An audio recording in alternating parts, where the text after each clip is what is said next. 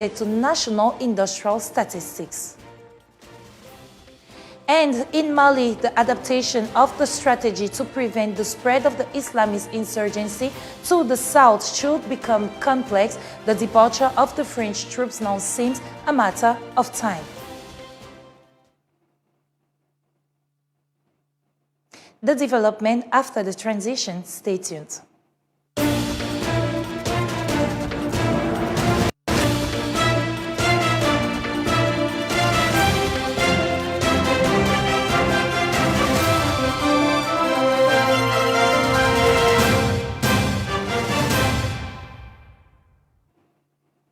Welcome back. We open in Gabon as the government launches the industrial file. The Minister of Trade, Industry and Small and Medium Enterprises and Industries, Eva MBALLA, proceeded to the launch of the industrial file of Gabon, in short the FIG, a tool dedicated to national industrial statistics. Let's take a look at the report.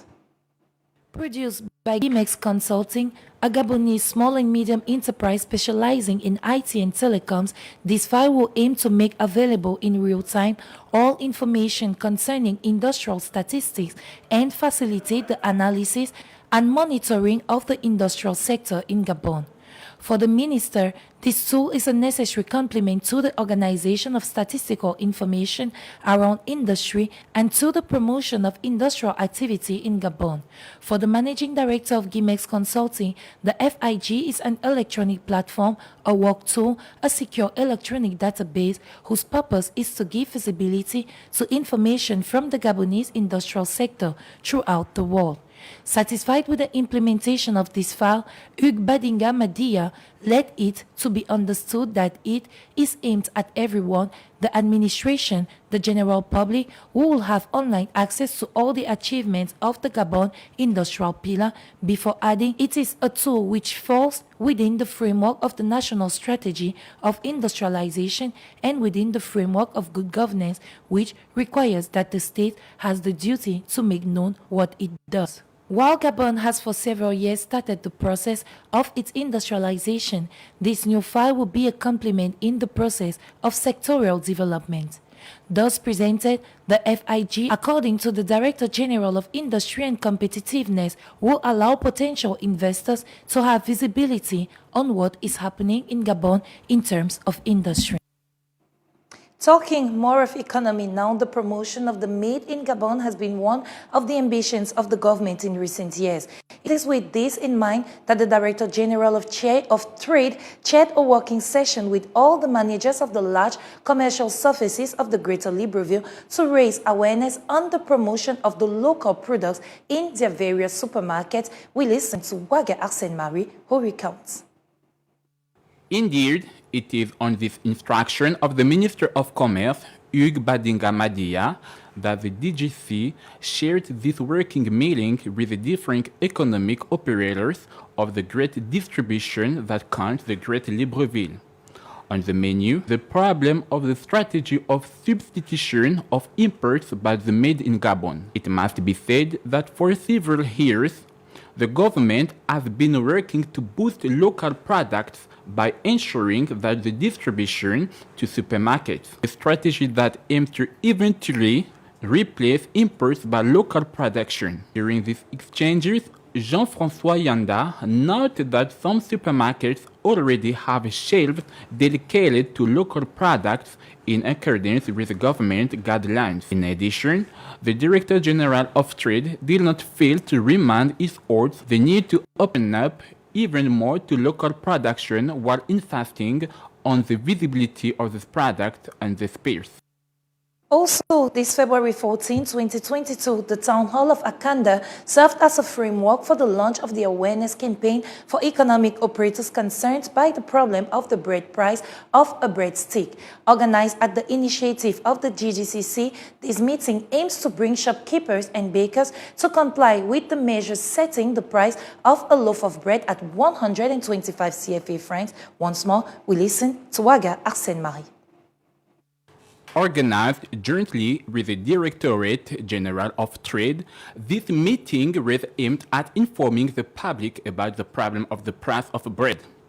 which for several weeks had caused a real outcry after the unjustified increased. A situation that had forced the government to reaffirm that the price of this commodity is still set at 125 francs CFA. In line with this decision, the Director General of Competition and Consumption, Luther Stephen Abuna Yankee, and that of Commerce, Jean-François Yonda, announced the launch of an awareness campaign for shopkeepers and bakers that began with the district of Akanda.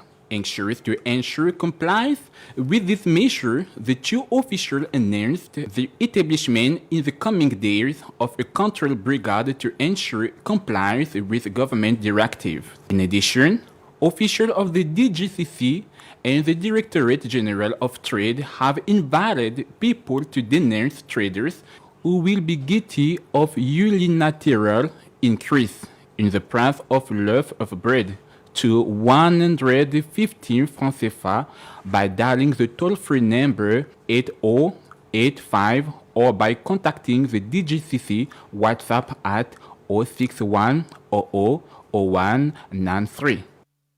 From Gabon to Mali, talking cooperation now, end of the military relation between Mali and France. The adaptation of the strategy to prevent the spread of the Islamist insurgency to the south could be complex. Hostile messages from the junta in power in Mali, tense demonstrations, the departure of French troops now seems a matter of time. John Cyril Ondomungu has the hints. For several days, Jean-Yves Le Drian, the Minister of Foreign Affairs, has been preparing the mines. He said so again on February the 14th on France 5, adding that Emmanuel Macron had asked for the reorganization of troops in the region. France is considering withdrawing its troops from Mali, but adapting its strategy to prevent the spread of the Islamist insurgency southward could prove complex. A French withdrawal would mean the departure of the European Special Forces Group Takuba. As diplomats say, the political, operational and legal conditions for remaining in Mali are increasingly difficult. France has already reduced its troops in the Sahel from about 5,000 to 200 and 500 or 3,000 by 2023. About half of these forces are based in Mali. The Takuba force has about 600 to 900 soldiers, 40% of whom are French, and includes medical and logistics teams. It is more of a symbolic force accompanying local troops. Now, in Benin, President Patrice Talon announced February 10th the strengthening of his domestic response plans against armed terrorist groups, but he also wants to activate the staff for a joint response with neighboring countries. The account is given by John Cyril Ondomungu. Let's listen. Benin, which shares Part W with its neighbors, is also a member of the Accra Initiative created in 2017 to address the terrorist threat. The government has indicated that the triple point of Part W is a critical area where combined actions should be undertaken. Patrice Talon, who has often been represented at sub-regional meetings, recently visited Accra twice at the ECOWAS summit. On January the 9th, he met face-to-face with his peers from Niger, Ghana, and Burkina Faso. On January 16th, on his way to Paris and Brussels, he stopped this time in Abidjan to meet with President Alassane Ouattara. Last month, their chiefs of staff met in Accra. This was for the purpose of a joint operation by the armies of the 5 countries to dismantle and disable armed terrorist groups and organized criminal groups operating in the common borders areas. The operation will be called Kuldangu Renforcé, named after a village in Burkina Faso. Coastal states are making great efforts in terms of security, cooperation, and local networking, but according to the survey, governments must address socio-economic divides, poverty, and stigma if they are to stem the jihadist tide. The world page closes this newscast. President Emmanuel Macron met with his Tanzanian counterpart Samia Suluhu Hassan on Monday to discuss trade and business deals ahead of the European Union-African Union summit in Brussels at the end of the week. The report. The meeting is part of Suluhu's extended visit to Europe, which included the One Ocean Summit in Brest last week. She has hinted that Tanzania will be signing the East Africa Commission EU trade agreement this week at the AU-EU Summit on Thursday. Although Suluhu is from the same party as late President John Magufuli, some had hoped for a major sea change in domestic and international policy after his death in March 2021. Changes have been slow, but a number of announcements this month has shown that her view for Tanzania is more moderate than Magufuli, who was often described as despotic.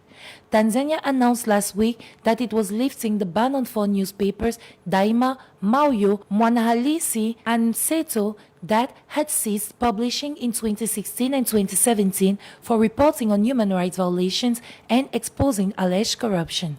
The government had used the Media Services Act and the Newspaper Act to punish media outlets that were critical of the Magufuli presidency or to shed light on issues of governance. The country started administering COVID-19 vaccines last July, and by January 2022, 4% of the population had been vaccinated.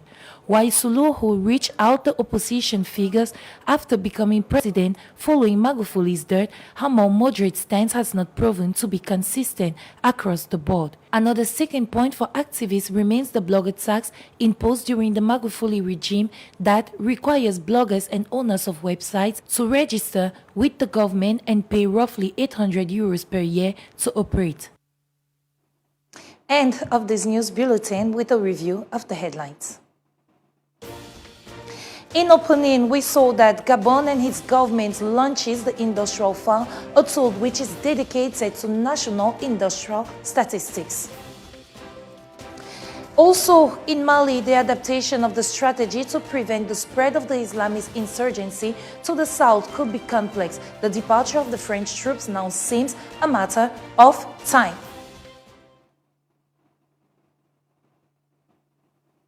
Keep watching G24 and keep following us on social medias where information is non-stop. Special thanks to our news director Alex Ngoy and our sound technician Aminata Maganga. Stay tuned for the news in French hosted by the majestical Gael Mapesi. See you at exactly 10:30 p.m. for another news edition in English. Don't forget, you are never too old to set another goal or to dream a new dream. Goodbye.